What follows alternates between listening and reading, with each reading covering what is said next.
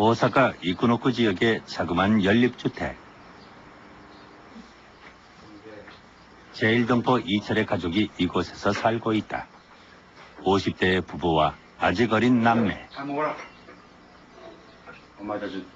네 식구의 가장 이철은 올해 53세 나이지만 아이는 큰놈이 이제 겨우 12살이다.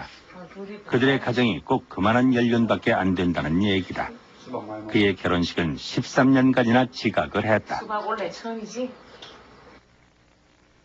88년 가을, 결혼식 당시 신랑은 이미 40살의 중년이었다. 그 세월 동안 이철은 한국의 감옥에 있었다. 1975년 고려대 대학원에 유학 중이던 이철은 그해 12월 영문도 모른 채 중앙정보부에 연행됐던 것이다. 거기에 끌려가지고 일본에서 어떤 걸 어떻게 지냈냐, 어떤 걸 배웠냐, 어떤 책을 읽었냐, 뭐 어떤 짓을 했느냐, 뭐 이런 걸 처음에 그렇게 물어보대요. 그래서 이것저것 이렇게 솔직히 이야기하다 보니까 이제 이 사람들이 하는 소리가 너 정도 고라한 사람 같으면은 이 북한에 안 갔다 올 수가 없다. 북한의 공작 지도원에게 포섭돼 2번에 걸쳐 북한에 들어갔으며 지령에 따라 간첩 행위를 해왔다는 것이 이철의 제목이었다. 따라서 이철과 약혼녀 민양숙은 국가보안법과 반공법에 의해 간첩 방조죄로 각각 인정됐다. 재판들은 이철에게 사형을, 민양숙에게는 징역 6년을 선고했다. 그러나 형 집행을 기다리던 중 감형 처분이 내려졌고 88년 그는 13년 만에 특사로 출소했다.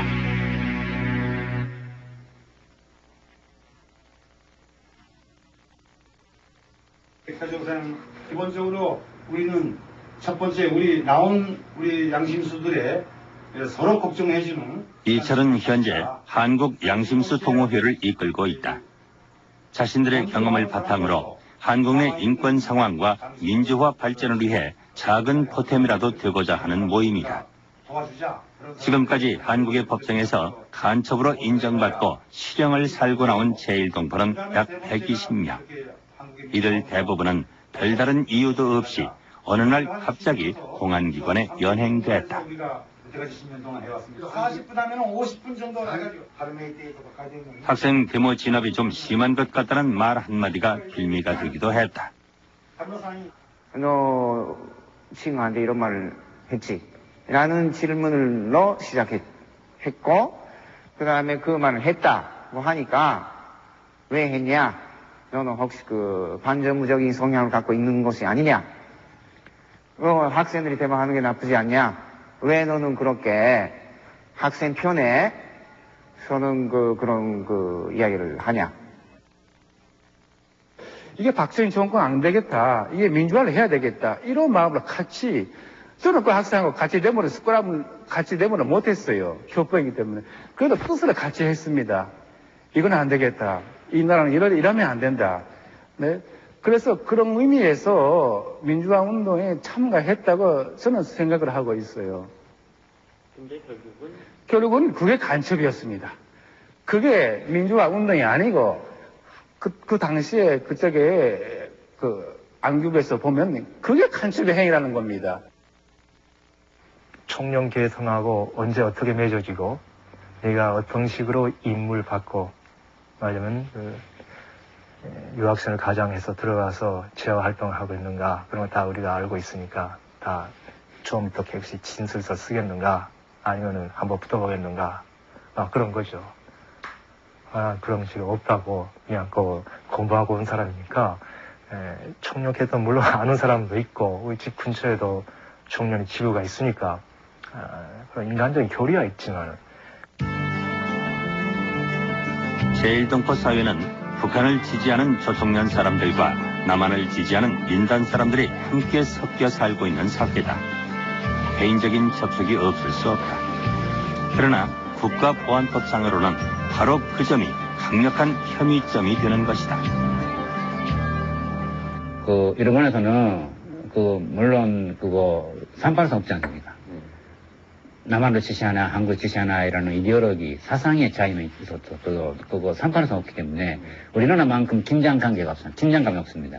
그냥 그런 본국에 들어간 사람들이 일본에서 그렇게 긴장감을 얻는 그런 상태에서 한국에 예를 들어서 한국 정치권 같은 사람이 한국에 가가지고 남북 통일도 해야 할 거 아니겠냐, 북한에는데도 무조건 비판할 거 아니다, 좋은 점을 봐야 할 거 아니겠냐, 그렇게 말을 하면 국가보안법 위반이다, 방공법 위반이다, 그렇게 됐지 않습니까? 주목할 것은 70년대부터 우리나라에서는 일본 관련 간첩단 사건이 대폭 늘어나게 된다는 사실이다. 국내 인사가 방일하거나 제1동포가 한국에 건너옴으로써 성립된 사건들로 5, 60년대는 그 발생 건수가 극히 미미했다. 이것이 70년대, 80년대에 이르러 폭증하게 되는 것이다. 그중 제1동포 간첩단 사건이 절반 이상을 차지한다. 그들은 어떻게 간첩이 됐는가?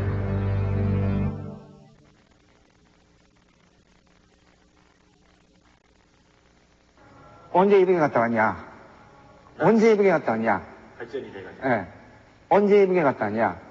그거 맨날 그거 먼저 그거부터 시작이에요. 이제 뭐 처음에는 때리는 거, 그 다음에 이게 뭐 이 새끼 그냥 뭐 신사적으로 하면 안 된다. 그래서 정기고문. 그 다음에 뭐 물고문도 그렇죠. 뭐 여기 수건 갖다 놓고 주연자로 물 푸고. 그 다음에 막대기 여기 사이에다가 끼고 서로가 밟아가지고 이렇게 하는 거하고. 그때는 제가 그야말로 그 진으로서 생각했던 그 군대 그 학생 2명 있었고, 그 다음에 그냥 좀 많은 체육교포 학생들이 있었는데, 걔네들이 맞는 소리가 틀려요. 그 친구 맞는 소리, 친구의 목소리, 뭐 친구의 비명, 이게 그 들리는, 저한테 듣게끔 만드는 수사관들이 정말로 미웠어요. 그래가지고 뭐 눈물이 나와가지고, 그래가지고 너 네가 이북에 갔다 왔다는 이야기를 안 해주는 한 이상 계속 그렇게 된다. 그랬더니 뭐 제가 뭐 그야말로 그때까지는 그래도 긴장하고 있어서 실이 있었는데 그걸 완전히 끊어졌어요. 지령자가 돼 있는 사람이 도저히 공산주의자로서의 라고 볼 수가 없다 라는 식으로 그 해소 원심 파기가 됐어요. 근데 저는 뭐 그때 완전히 그 해방이 될 줄 알고 뭐 가슴이 그야말로 완전히 들떠 있었는데요. 그때 다시 그 고등법원에서 그 다음에 공사 쪽의 주인으로서 제1교포가 나왔어요. 이정수는 그날 검사 측 증인으로 나온 제1동포를 오래 이를 갈며 미워했다. 그가 다시 10년형을 받은 것이 그의 불리한 증언 파시라 믿음 때문이었다. 간주가 있잖아. 네. 이 엄마 간주가 있잖아. 그 시절 제1동포의 신분으로 그렇게 한국의 공안기관에서 일하던 사람들이 있었다. 그 전력으로 오늘날까지 동포 사회의 외면을 받고 있는 이들. 그 중에 한 사람이 김병진이다. 그는 84년부터 86년까지 보안사에 근무했다. 그러나 갓 결혼하고 한국 유학 중이던 그가 보안사에 처음 끌려간 것은 간첩 혐의 때문이었다. 뜻밖의 공소 보류 처분을 받았지만 그 대신 요구된 것이 보안사 근무였다. 이게 가족이 인질이죠. 그 여권도 뺏기고 도망갈 수도 없고. 자기 의사가 아니라는 겁니다. 의사는 통하지 않습니다. 그러니까 보안사에서 결정하면은 결정을 따를 수밖에 없어요. 아니면 죽는 수밖에 없습니다. 죽으려고도 그랬습니다. 그는 86년 일본으로 건너와 2년간 그가 보고 겪은 사실들을 토대로 한 권의 책을 펴낸다. 이 책 보안사는 제1동포 간첩반 사건이 어떻게 조작되는지 그 과정을 적나라하게 폭로하고 있다. 한국에서 살려고 한국에 들어간 겁니다. 또 잡히기 이전까지만 해도 참 시대적으로는 불행한 시대였지만은 가정생활로서는 행복했습니다. 영원히 이게 한국에서 계속 사는 줄 알았습니다. 그러니까 그때는 일본으로 도망온 것은 보안사를 고발하기 위해서 한국을 떠난 겁니다. 한국이 싫어서 떠난 것은 아니에요.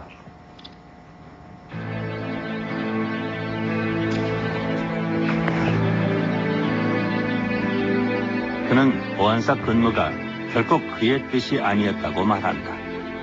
그 역시 보안사의 희생자일 뿐이었다. 분명한 것은 제1동포끼리 희생자들끼리 증오해왔다는 사실이다.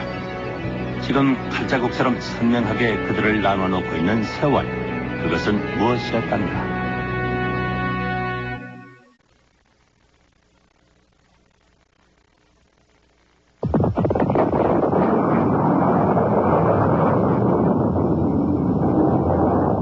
해방된 그날, 제1동포는 민족이란 이름의 하나였다. 그러나 이후 제1동포의 역사는 분열과 대립으로 점철되게 된다. 1945년 10월 15일 결성된 제1조선인연맹, 즉 조련은 좌파가 이끄는 단체였다. 그러나 최초로 결성된 민속단체로서 동포사회의 압도적인 지지를 받았다.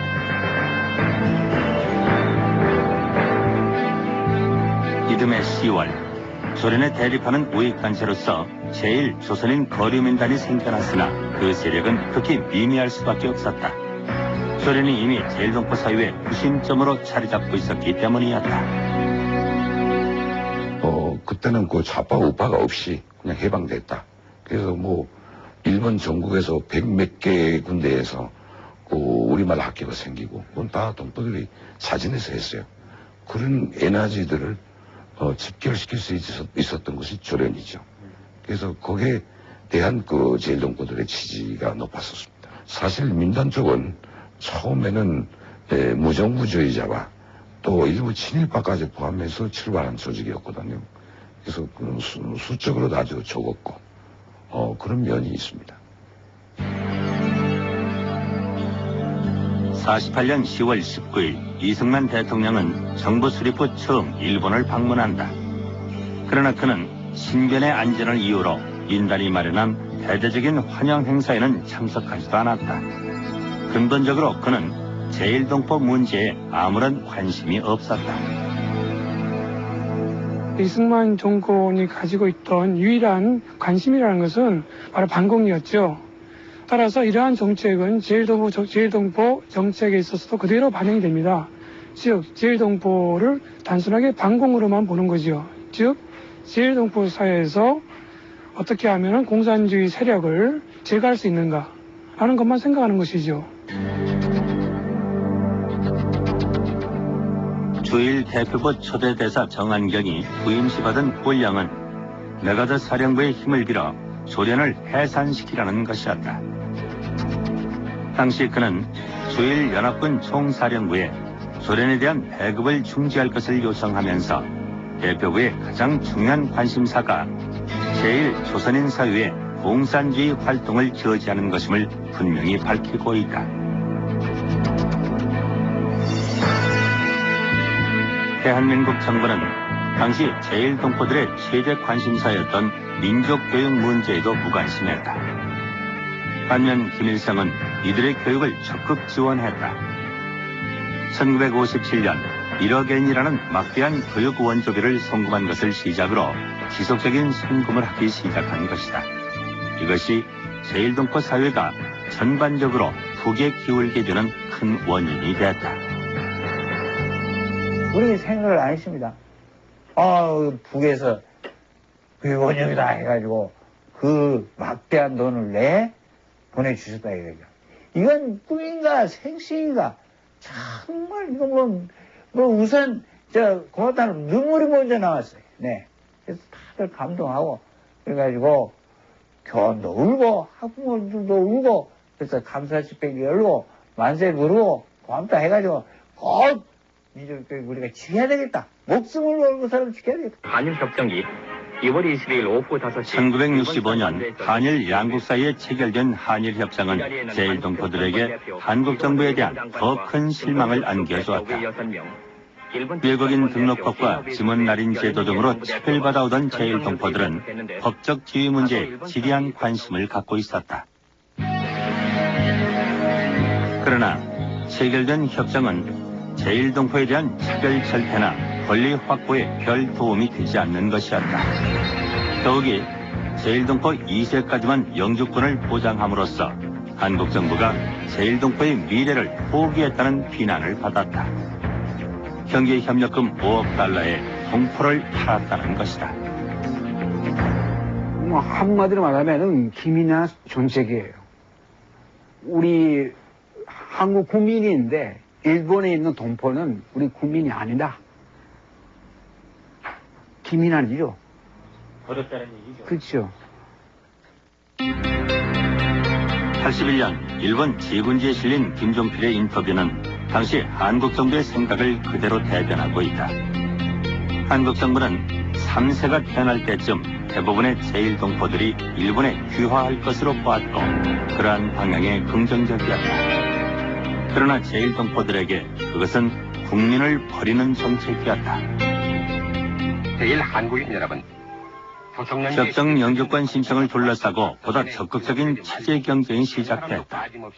영주권 신청은 한국적 취득을 전제로 하고 있었고 정부는 이 문제를 일본 내 남북 대결의 차원으로 인식하고 있었다. 소련의 후신 조총련은 영주권 반대 운동을 펼쳤고 한국적 대신 기존의 조선적을 그냥 유지하기를 권장했다. 이 시기부터 제일동포 사회는 조선적과 한국적 두 개의 국적으로 나누어지게 된 것이다. 그러나 조선적 소유자의 70%는 단순한 민족주의자들이었다. 우리 정부는 협정 영주권을 신청하지 않은 모든 제일동포들을 북한 정부를 지지하는 사람으로 보았습니다. 협정 영주권을 신청하지 않은 제일동포를 적으로 보았고 그리고 실질적으로 모든 정책을 그렇게 현실적으로 실현시켜 놨습니다. 즉 그 사람들의 우리나라에 출입하는 것에 대해서는 전혀 허가를 하지 않았죠.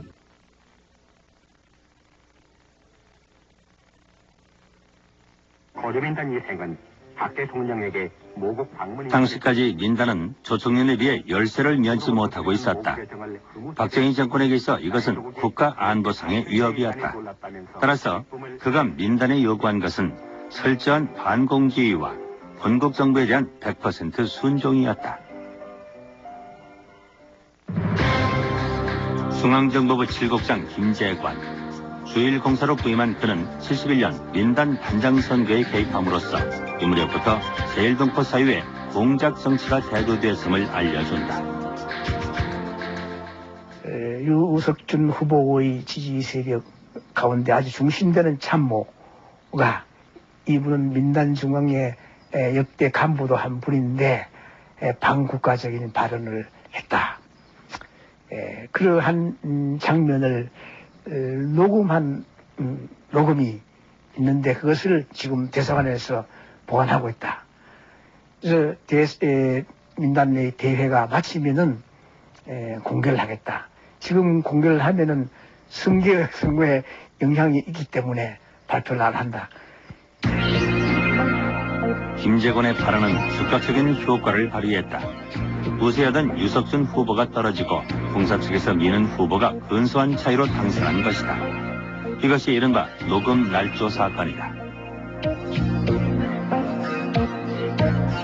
그러나 공개한다던 녹음 테이프가 끝내 공개되지 않자 중앙정보부의 공작적 행태에 대한 반발이 들끓게 된다. 중앙정보부의 작용은 결국 일파만파가 돼 민단 내부에 반목과 대립만을 불러왔다.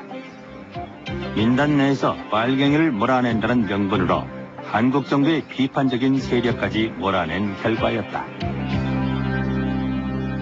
민단의 자주권에 대해서 권력이 개입을 해가지고 그게 5천만 남겼던 그건 인정하지만은, 민단을 정부와 우호세력화 시키겠다 하는 의도는 조금 더 나무랄 게 아니라고 보는데, 그게 뭐 잘못한 게인가, 그거는 조금 더 나는 일본이라는 데가요, 남북 대결의 최전선입니다.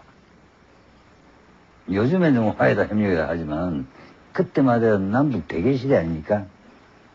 70년대 초반부터 그 안보적인 관점에서 초청령에 대항하기 위해서 민단을 육성해야 된다는 거는 좋은데, 그때 역시 장기적인 정책이 없기 때문에 당면에서의 안보 문제에 대응을 해야 된다, 처치를 해야 된다는 면에서 아주 강압적인 제1동포 사회에 대한 대응 방식이 또 다른 반면에 동포들의 반발을 사기도 했죠.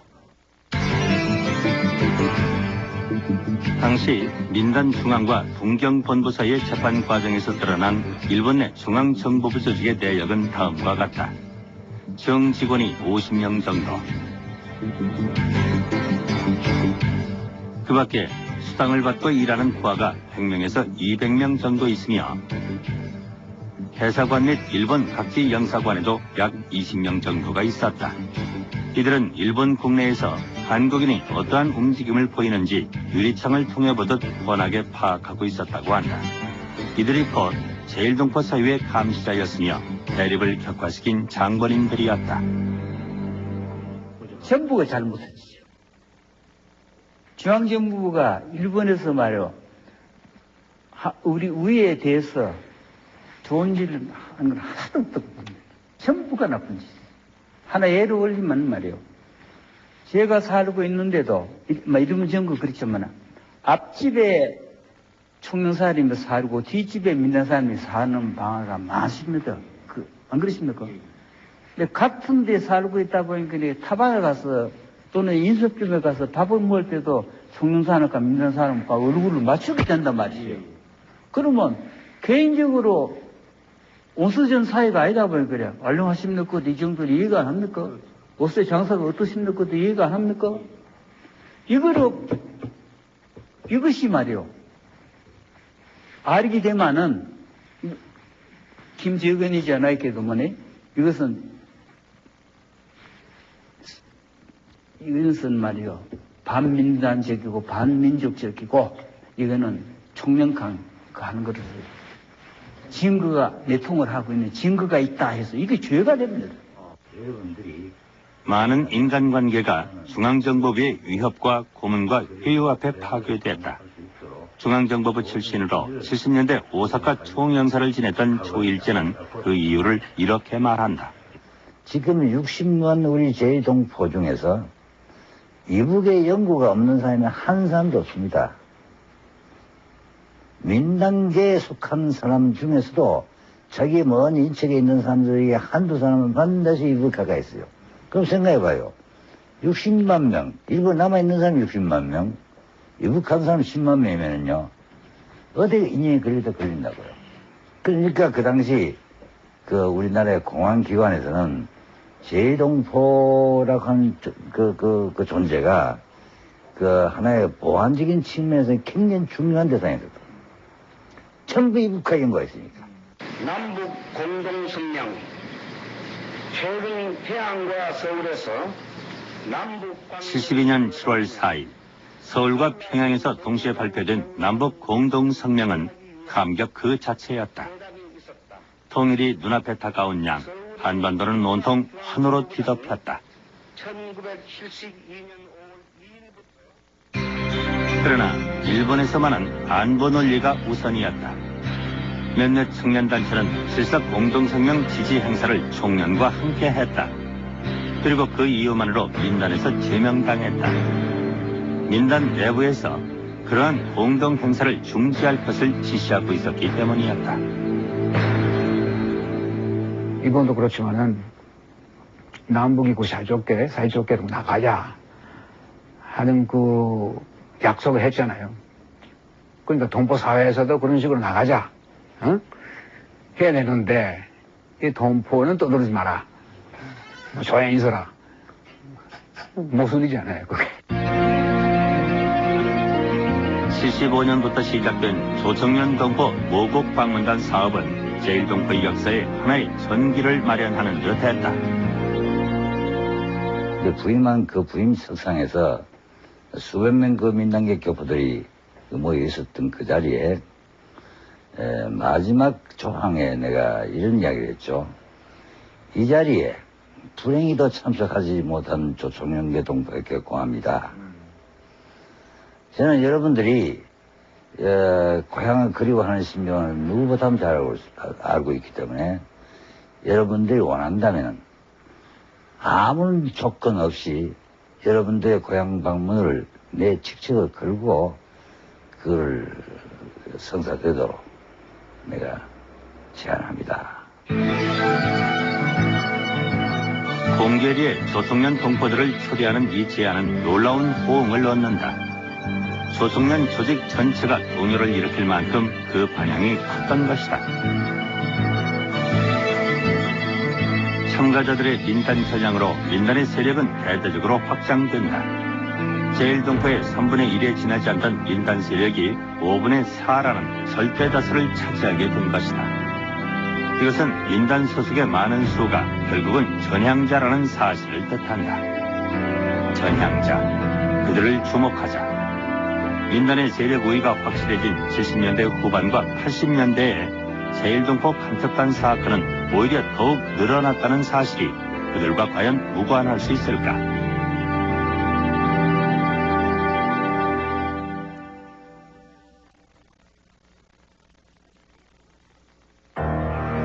제일동포 모두를 의심의 눈으로 보는 중앙정보부의 시각은 제일동포 사회를 분열시켰을 뿐만 아니라 수많은 간첩 피해를 양산해왔다. 간첩 잡기 위해서 만들어진 기관에서 간첩 안 잡으면 할 말이 없잖아.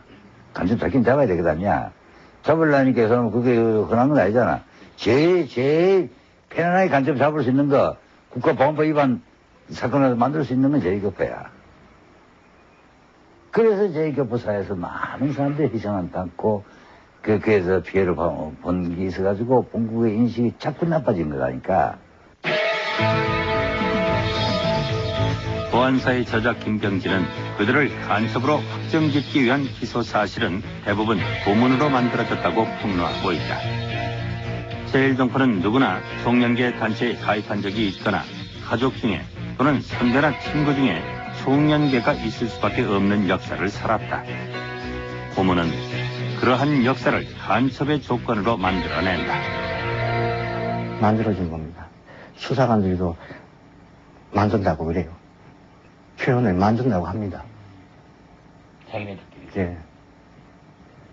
그리고 진짜 이게 진짜 북한에서 파견되는 그런 간첩이 있지 않습니까? 그런 것은 진땡이고 진땡이라 그래요. 그리고 뭐 교포 학생들은 실시한 거는 중간에는 가짜라고 하기도 하고 뭐. 그들을 간첩으로 만들기 위해서는 우선 그들의 배후에 공작 지도원의 존재가 있어야 했다. 예를 들어서 유학생의 경우 알기 쉽게 예를 들어서 친척 중에 조청년 무슨 뭐 지부 같은 데에서 뭐 임원으로 있는 사람이 있다.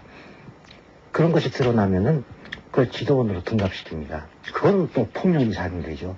폭력 사용돼가지고 이 친척하고 어떤 얘기를 나누었느냐, 그때 북한에 대해서 어떤 얘기를 들었느냐 해가지고 너는 어떻게 대답을 했느냐. 그 다음에 그럼 넌 언제 남조선 혁명을 위해서 일하겠다고 약속을 했느냐. 이런 식으로 나갑니다. 나가면은 폭력으로 사실이 아니라도 그걸 수긍하지 않을 수가 없습니다. 거기에서 포석이 성립됩니다. 포석되었습니다.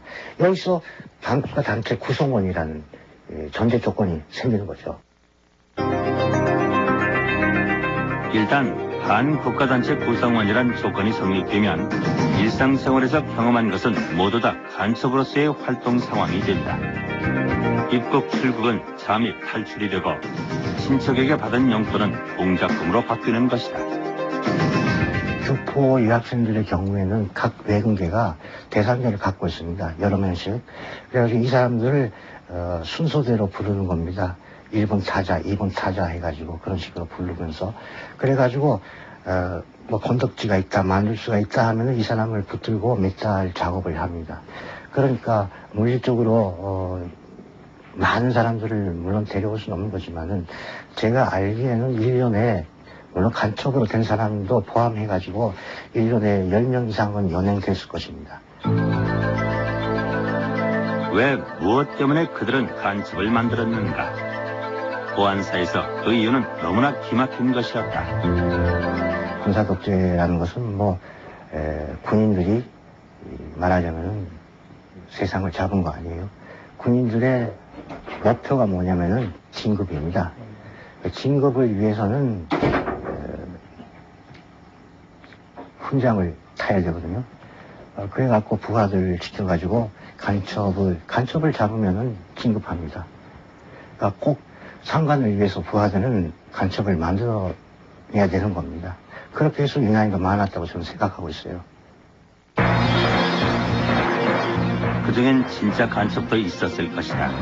그러나 수많은 제일동포 간첩단 사건은 이런 분위기 속에서 만들어졌고 누군가의 훈장으로 바꾸어졌다. 이철의 경우도 다르지 않았다. 당시 이철을 구하는 모임은 동경 변호사회의 의뢰, 공소장에 대한 알리바이를 확보했으나 재판부는 그것을 받아들이지 않았다.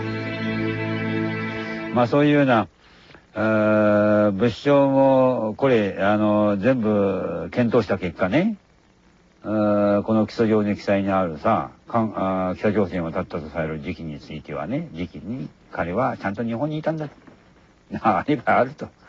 まあこういうのはことごとくまあ証明したわけですよ。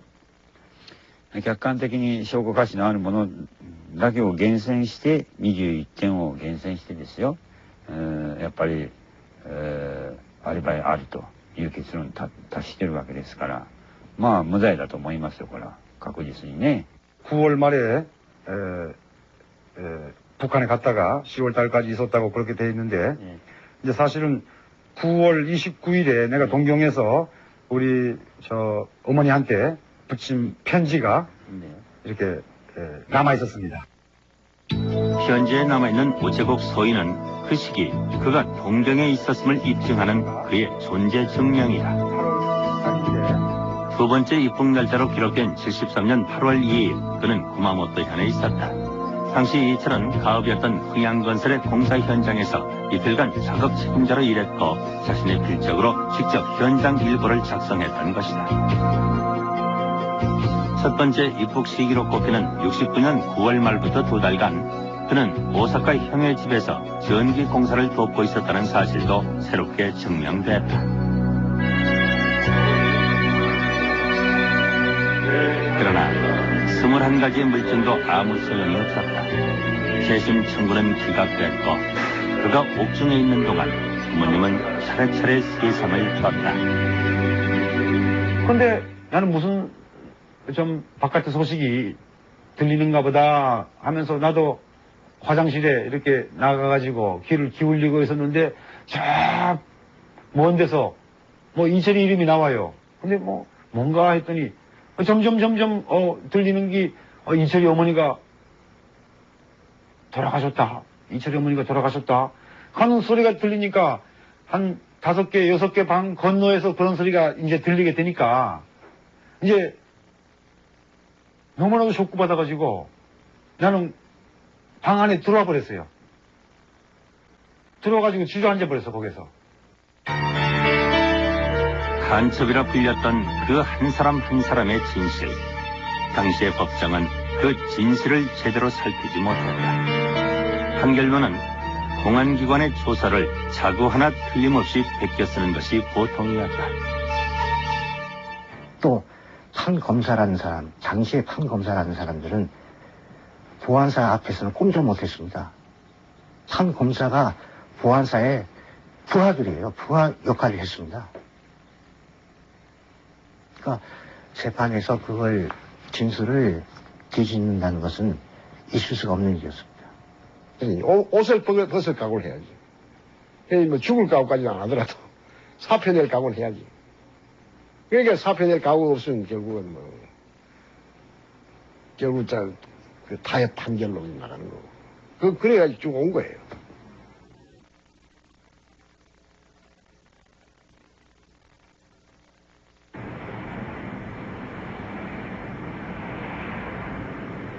제1동포를 분단 이데올로기의 희생양으로 삼은 것은 대한민국만이 아니었다. 북의 조선민주주의 인민공화국 또한 그러했다. 김민주의 두 동생은 62년과 66년 각각 북송선을 탔다. 바로 아랫동생 태원은 원하던 대로 김일성대학에 진학했고 그 근황은 노동신문에도 실렸다. 그 당시에 아직도 귀국이 계속되다가 보니까 우리 동생 사진을 이렇게 갖다 놓고 또 하나 친구 사진을 놓고 응? 당과 수령의 따뜻한 보살핌 속에서 귀국 동포들의 생활은 보람차다. 이런 기사를 내오면서 이 사람 다 귀국자들이라고 합니다. 그렇게 하면서 실은 이 몇 년 후에 79년에 동생은 벌써 죽고 있었습니다. 아, 귀국한 김태원 네. 그 선생님 동생분이라는 네. 거죠? 네. 72년을 계기로 해가지고 편지가 일절 끊어지고 뭐 소식이 전전 무소식이 돼버렸어요. 그리고 밑에 작은 놈은 66년에 돌아갔지만은 4년 후죠. 66년에 북으로 갔는데 그 밑에 놈은 그래도 아직 사회에 있었단 말이야. 그래서 거기에 누구 형을 찾아봐라. 이게 아직도 연락이 없다. 이거 어떻게 된 거냐 하는 식으로 하면은 밑에 놈은 형님이 와가지고 찾아야지 우리는 모른다고. 둘째 동생의 편지를 통해 마침내 태원이 죽었다는 것을 확인한 것이 82년. 태원은 78년 8월 정치범 수용소에서 페라그라병으로 사망했다는 것이었다. 그를 수용소로 보낸 제목은 간섭형이었다. 태원은 신문을 끝까지 버텨내지 못하고 허위 자백을 함으로써 스스로 간첩의 누명을 쓰고 말았다.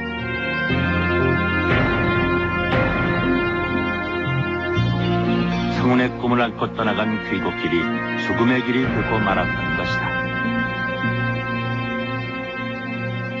주로 저쪽에 가가지고 희생된 학생들 혹은 사람들은 남조선에서 한국에서 일본에 밀양 왔다가 그래서 살기가 조금 어려우니까 전부 북한으로 건너간 사람들, 이런 사람들이 많습니다.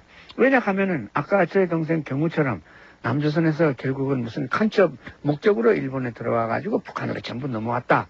이런 식으로 주목을 받아가지고 많은 희생을 당했어요.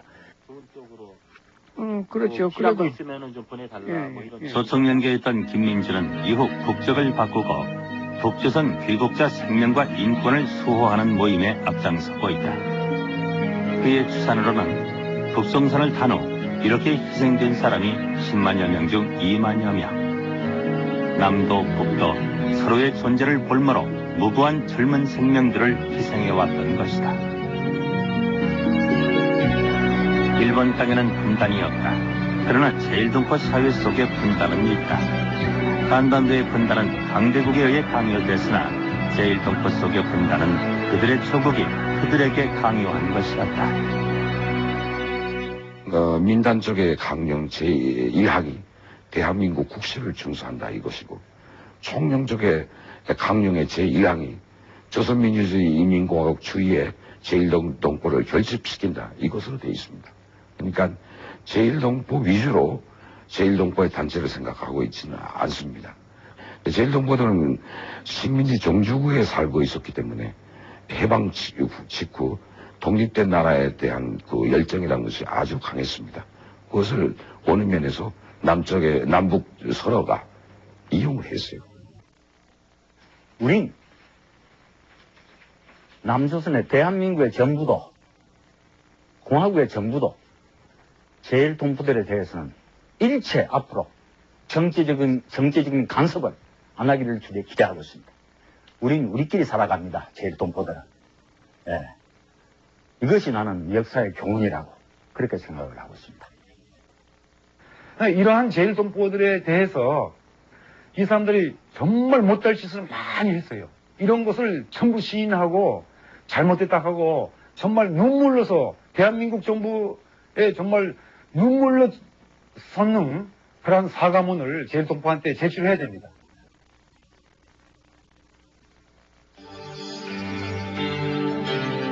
남의 조국도 북의 조국도 결국 그들을 정치적으로 이용했을 뿐이었다. 조국이 그들에게 분열과 대립과 증오를 가르쳤다. 그리고 그들은 아직도 그 상처로부터 자유롭지 못하다. 어떤 눈물이, 어떤 참회가 그 어두운 상처를 씻어낼 수 있을 것인가.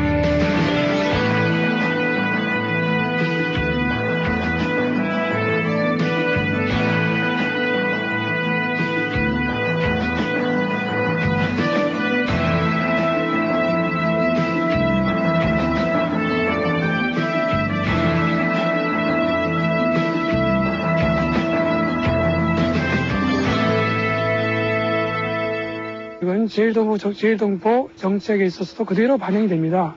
즉, 제일동포를 단순하게 반공으로만 보는 거죠. 즉, 제일동포 사회에서 어떻게 하면 공산주의 세력을 제거할 수 있는가 하는 것만 생각하는 것이죠.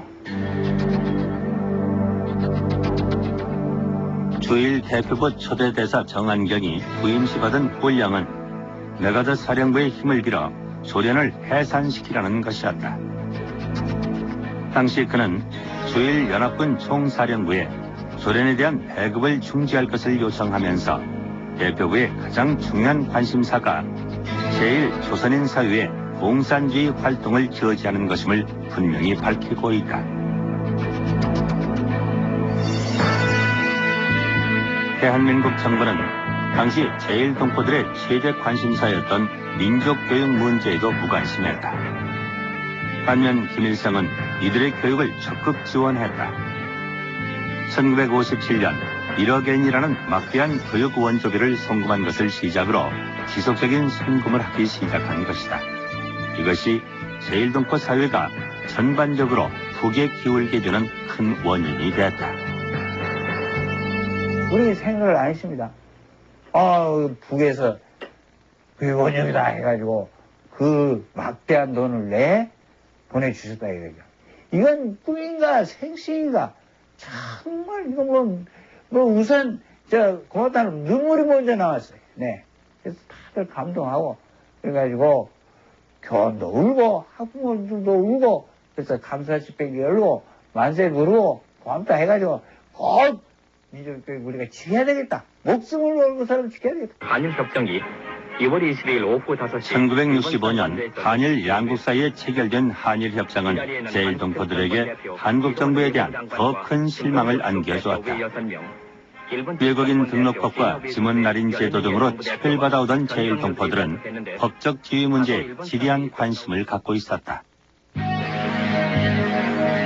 그러나 체결된 협정은 제1동포에 대한 차별 철폐나 권리 확보에 별 도움이 되지 않는 것이었다. 더욱이 제1동포 2세까지만 영주권을 보장함으로써 한국 정부가 제1동포의 미래를 포기했다는 비난을 받았다. 경제협력금 5억 달러에 동포를 팔았다는 것이다. 뭐 한마디로 말하면은 기민한 정책이에요. 우리 한국 국민인데 일본에 있는 동포는 우리 국민이 아니다. 기민한 일이죠. 버렸다는 얘기죠. 그렇죠. 81년 일본 지냈다. 반면 김일성은 이들의 교육을 적극 지원했다. 1957년 1억엔이라는 막대한 교육 원조비를 송금한 것을 시작으로 지속적인 송금을 하기 시작한 것이다.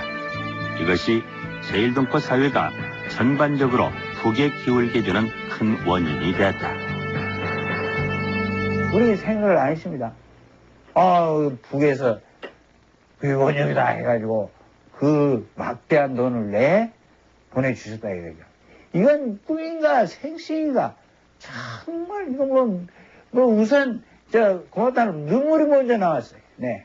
그래서 다들 감동하고 그래가지고 교원도 울고 학부모들도 울고 그래서 감사 집회기 열고 만세 부르고 고맙다 해가지고 우리가 지켜야 되겠다. 목숨을 걸고 사람 지켜야 되겠다. 한일 협정이 2월 20일 오후 5시 1965년 한일 양국 사이에 체결된 한일 협정은 제일동포들에게 한국 정부에 대한 더 큰 실망을 안겨주었다.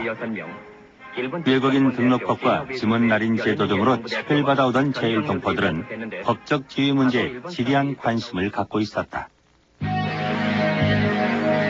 그러나 체결된 협정은 제일동포에 대한 차별 절대나 권리 확보에 별 도움이 되지 않는 것이었다.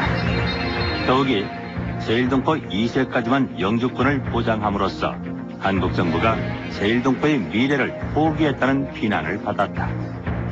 경제협력금 5억 달러에 동포를 팔았다는 것이다. 뭐 한마디로 말하면은 기민한 존책이에요.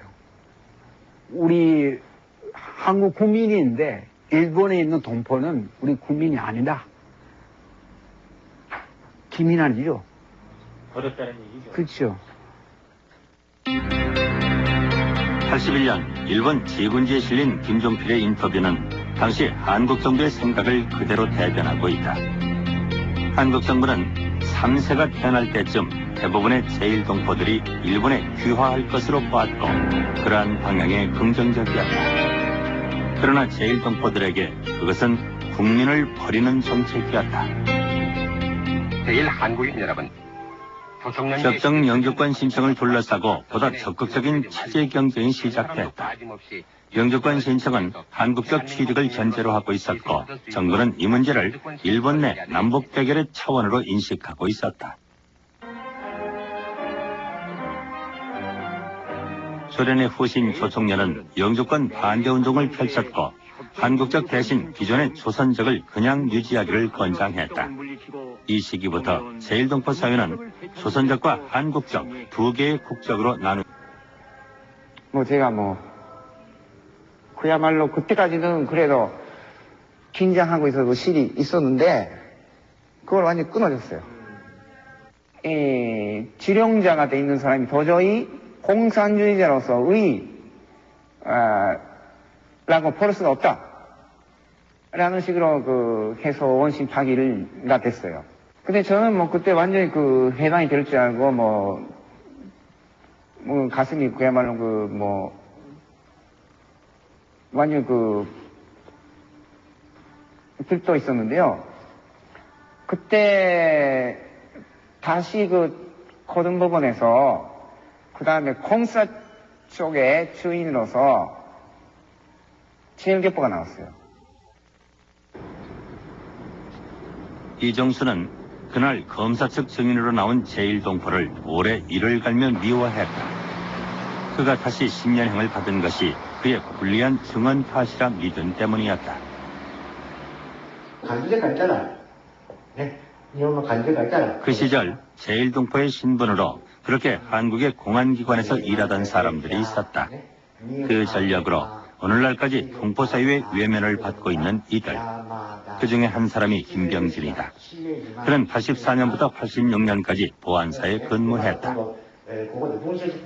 그러나 갓 결혼하고 한국 유학 중이던 그가 보안사에 처음 끌려간 것은 간첩 혐의 때문이었다. 뜻밖의 공소 보류 처분을 받았지만 그 대신 요구된 것이 보안사 근무였다. 이게 가족이 인질이죠. 그 여권도 뺏기고 도망갈 수도 없고 자기 의사가 아니라는 겁니다. 의사는 통하지 않습니다. 그러니까 보안사에서 결정하면은 결정을 따를 수밖에 없어요. 아니면 죽는 수밖에 없습니다. 죽으려고도 그랬습니다. 그는 86년 일본으로 건너와 2년간 그가 보고 겪은 사실들을 토대로 한 권의 책을 펴낸다. 이 책 보안사는 제일동포 간첩단 사건이 어떻게 조작되는지 그 과정을 적나라하게 폭로하고 있다. 한국에서 살려고 한국에 들어간 겁니다. 또 잡히기 이전까지만 해도 참 시대적으로는 불행한 시대였지만은 가정생활로서는 행복했습니다. 영원히 이게 한국에서 계속 사는 줄 알았습니다. 그러니까 그때는 일본으로 도망온 것은 보안사를 고발하기 위해서 한국을 떠난 겁니다. 한국이 싫어 수사관들도 만든다고 그래요. 표현을 만든다고 합니다. 자기네들끼리. 예. 그리고 진짜 이게 진짜 북한에서 파견되는 그런 간첩이 있지 않습니까? 그런 것은 진땡이고 진땡이라 그래요. 그리고 뭐 교포 학생들은 실시한 거는 중간에는 가짜라고 하기도 하고 뭐. 그들을 간첩으로 만들기 위해서는 우선 그들의 배후에 공작 지도원의 존재가 있어야 했다. 예를 들어서 유학생의 경우 알기 쉽게 예를 들어서 친척 중에 조총련 무슨 지부 같은 데에서 임원으로 있는 사람이 있다. 그런 것이 드러나면은 그걸 지도원으로 등갑시킵니다. 그건 또 폭력이 사용되죠. 폭력 사용돼가지고 이 친척하고 어떤 얘기를 나누었느냐, 그때 북한에 대해서 어떤 얘기를 들었느냐 해가지고 너는 어떻게 대답을 했느냐. 그 다음에 그럼 넌 언제 남조선 협력을 위해서 일하겠다고 약속을 했느냐. 이런 식으로 나갑니다. 나가면은 폭력으로 사실이 아니라도 그걸 수긍하지 않을 수가 없습니다. 거기에서 포석이 성립됩니다. 포석되었습니다. 여기서 반국가 단체 구성원이라는 전제 조건이 생기는 거죠. 일단 반국가단체 구성원이란 조건이 성립되면 일상생활에서 경험한 것은 모두 다 간첩으로서의 활동 상황이 된다. 입국 출국은 잠입 탈출이 되고 친척에게 받은 용돈은 공작금으로 바뀌는 것이다. 교포 유학생들의 경우에는 각 외근계가 대상자를 갖고 있습니다. 여러 명씩. 그래서 이 사람들을 순서대로 부르는 겁니다. 1번 타자, 2번 타자 해가지고 그런 식으로 부르면서 그래가지고 건덕지가 있다, 만들수가 있다 하면은 이 사람을 붙들고 몇 달 작업을 합니다. 그러니까 물리적으로 많은 사람들을 물론 데려올 수는 없는 거지만은 제가 알기에는 1년에 물론 간첩으로 된 사람도 포함해가지고 1년에 10명 이상은 연행됐을 것입니다. 왜 무엇 때문에 그들은 간첩을 만들었는가? 보안사에서 그 이유는 너무나 기막힌 것이었다. 군사독재라는 것은 군인들이 말하자면은 세상을 잡은 거 아니에요. 군인들의 목표가 뭐냐면은 진급입니다. 진급을 위해서는 훈장을 타야 되거든요. 그래갖고 부하들을 시켜가지고 간첩을 잡으면은 진급합니다. 그러니까 꼭 상관을 위해서 부하들은 간첩을 만들어내야 되는 겁니다. 이북에 연구가 없는 사람이 한 사람도 없습니다. 민단계에 속한 사람 중에서도 자기 먼 인척에 있는 사람들이 한두 사람은 반드시 이북가가 있어요. 그럼 생각해봐요. 60만 명, 일본 남아있는 사람이 60만 명, 이북한 사람 10만 명이면요. 어디 인연이 걸리다 걸린다고요. 그러니까 그 당시 우리나라의 공안기관에서는 제일동포라고 하는 그 존재가 하나의 보안적인 측면에서 굉장히 중요한 대상이었다. 전부 이북화 연구가 있으니까. 남북 공동성명 최근 평양과 서울에서 남북 72년 7월 4일 서울과 평양에서 동시에 발표된 남북 공동성명은 감격 그 자체였다. 통일이 눈앞에 다가온 양 한반도는 온통 환호로 뒤덮였다.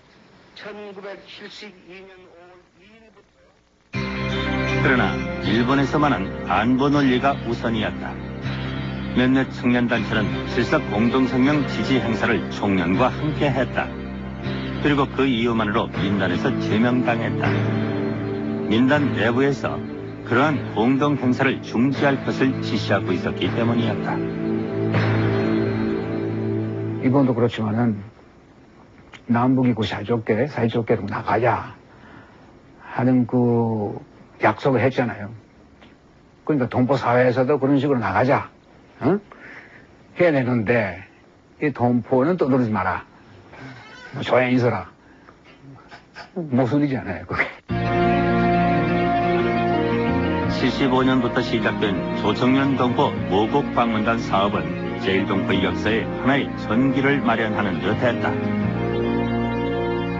부임한 그 부임 석상에서 수백 명 그 민당계 교포들이 모여 있었던 그 자리에 마지막 조항에 내가 이런 이야기를 했죠. 이 자리에 불행히도 참석하지 못한 조총련계 동포에게 고합니다. 저는 여러분들이 고향을 그리워하는 심정을 누구보다 잘 알고 있기 때문에 여러분들이 원한다면 아무 조건 없이 여러분들의 고향 방문을 내 직책을 걸고 그걸 성사되도록 내가 제안합니다. 공개리에 조총련 동포들을 초대하는 이 제안은 놀라운 호응을 얻는다. 조총련 조직 전체가 동요를 일으킬 만큼 그 반향이 컸던 것이다. 참가자들의 민단 전향으로 민단의 세력은 대대적으로 확장 분향숙은 국가보안법과 반공법에 의해 간첩 방조죄로 각각 인정됐다. 재판부는 이 세력의 사형을 민향숙에게는 징역 6년을 선고했다. 그러나 형 집행을 기다리던 중 감형 처분이 내려졌고 88년 그는 13년 만에 특사로 출소했다.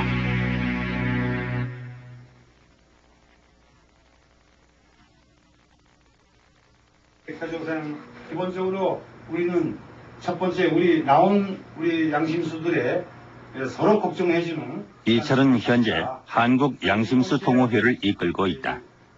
자신들의 경험을 바탕으로 한국 내 인권 상황과 민주화 발전을 위해 작은 보탬이라도 되고자 하는 모임이다. 지금까지 한국의 법정에서 간첩으로 인정받고 실형을 살고 나온 제1동포는 약 120명. 이들 대부분은 별다른 이유도 없이 어느 날 갑자기 공안기관에 연행됐다. 40분 하면 50분 정도 해가지고 학생 데모 진압이 좀 심한 것 같다는 말 한마디가 빌미가 되기도 했다. 너 친구한테 이런 말을 했지?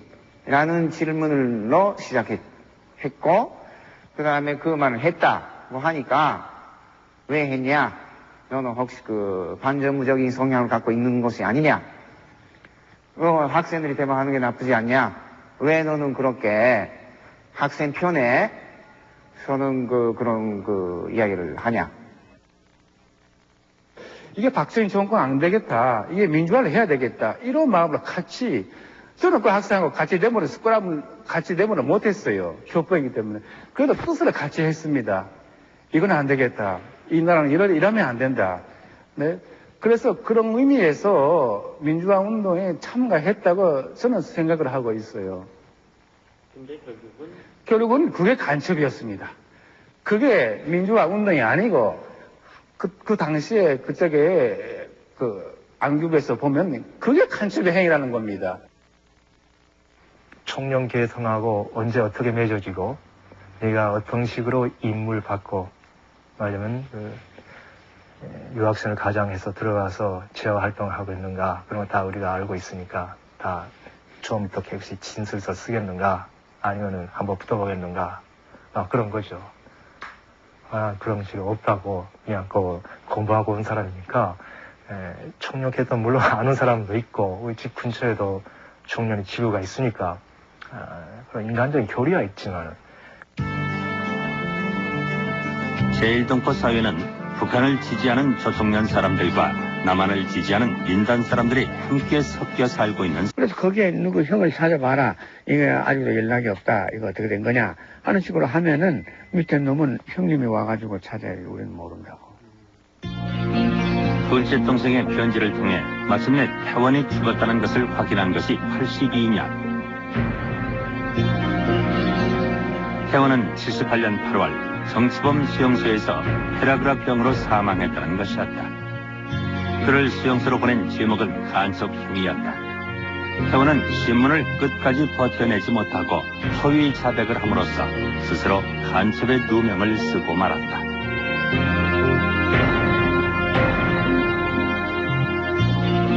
성운의 꿈을 안고 떠나간 귀국길이 죽음의 길이 되고 말았던 것이다.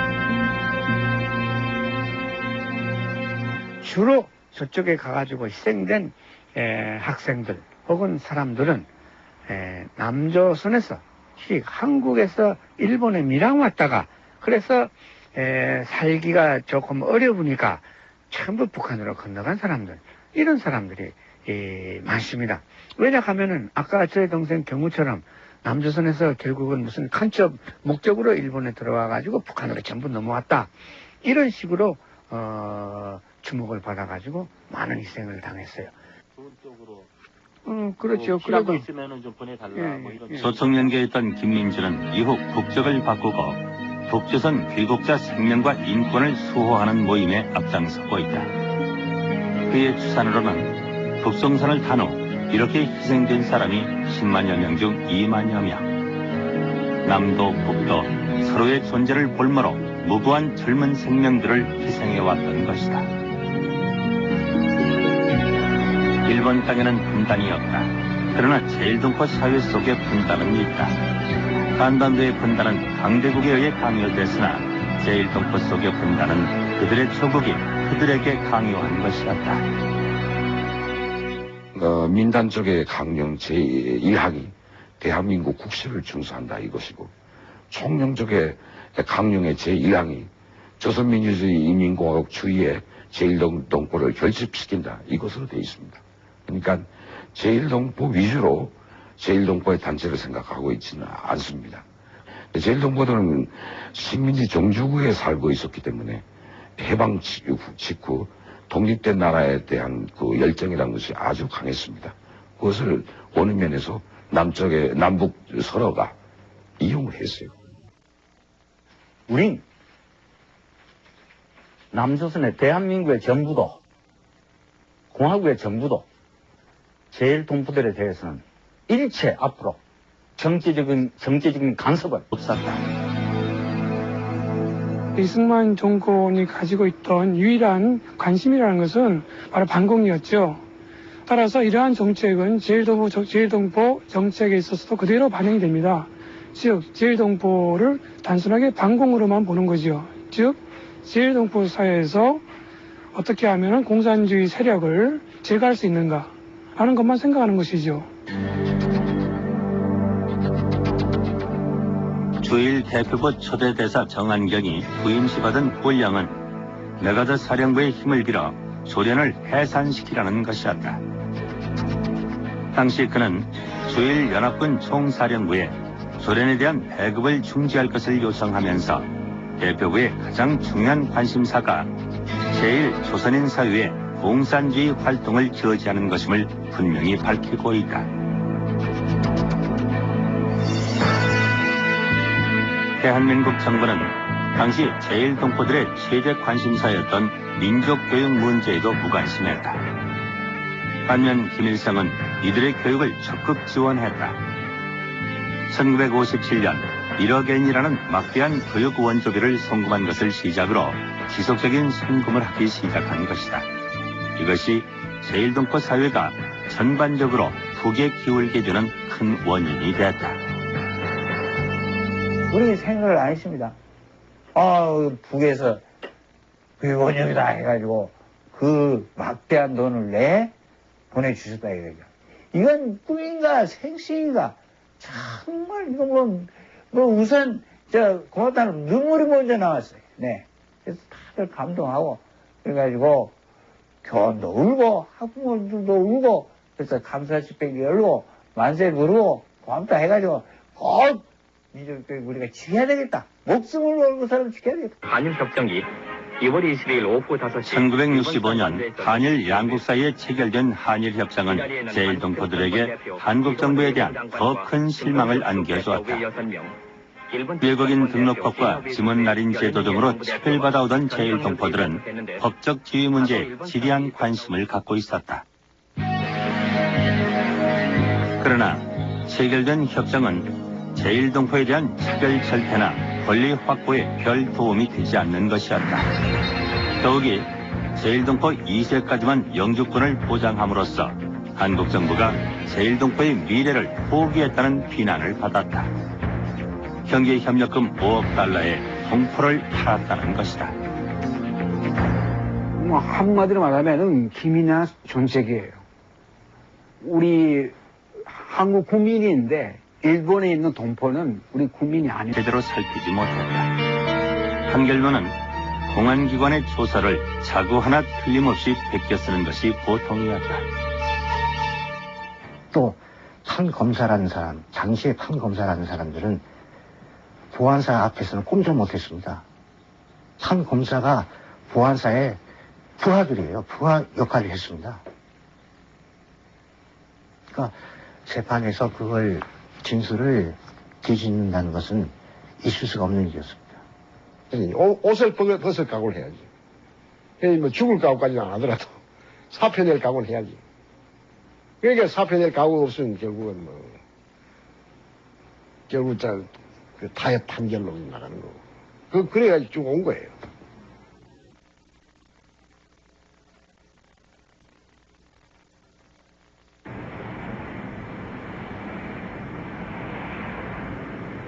제1동포를 분단 이데올로기의 희생양으로 삼은 것은 대한민국만이 아니었다. 북의 조선민주주의 인민공화국 또한 그러했다. 김민주의 두 동생은 62년과 66년 각각 북송선을 탔다. 바로 아랫동생 태원은 원하던 대로 김일성대학에 진학했고 그 근황은 노동신문에도 실렸다. 그 당시에 아직도 귀국이 계속되다가 보니까 우리 동생 사진을 이렇게 갖다 놓고 또 하나 친구 사진을 놓고 응? 당과 수령의 따뜻한 보살핌 속에서 귀국 동포들의 생활은 보람차다. 이런 기사를 내오면서 이 사람 다 귀국자들이라 합니다. 그렇게 하면서 실은 이 몇 년 후에 79년에 동생은 벌써 죽고 있었습니다. 아, 귀국한 김태원 그 선생님 동생분이라는 거죠? 72년을 계기로 해가지고 편지가 일절 끊어지고 뭐 소식이 전전 무소식이 돼버렸어요. 그리고 밑에 작은 놈은 66년에 돌아갔지만은 4년 후죠. 66년에 북으로 갔는데 그 밑에 놈은 그래도 아직 사회에 있었단 말이야. 그래서 거기에 누구 형을 찾아봐라. 이게 아직도 연락이 없다. 이거 어떻게 된 거냐 하는 식으로 하면은 밑에 놈은 형님이 와가지고 찾아야 돼. 우리는 모른다고. 둘째 동생의 편지를 통해 마침내 태원이 죽었다는 것을 확인한 것이 82년. 태원은 78년 8월 정치범 수용소에서 페라그라병으로 사망했다는 것이었다. 그를 수용소로 보낸 제목은 간섭형이었다. 태원은 신문을 끝까지 버텨내지 못하고 허위 자백을 함으로써 스스로 간첩의 누명을 쓰고 말았다.